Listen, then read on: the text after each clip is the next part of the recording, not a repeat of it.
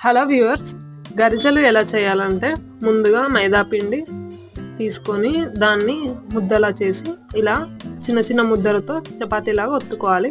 ఆపై దాని మీద కొబ్బరి తురుము మరియు చక్కెర లేదా బెల్లం లేదా ఏదైనా నువ్వుల పిండి తీసుకోవచ్చు, ఏదైనా సరే. దాన్ని తీసుకొని ఇలా చుట్టూ వాటర్ అద్దుకొని దానిపైన ఇలా హాఫ్ మూన్ లాగా చేసుకోవాలి. మెత్తగా ఒత్తి ఆ పౌడర్ లోపల అద్దేటట్టు చూడాలి.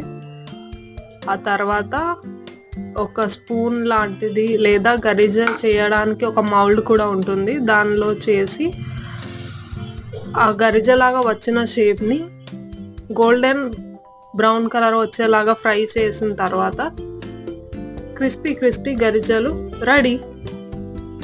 టేస్ట్ చేసి కమెంట్స్లో చెప్పండి.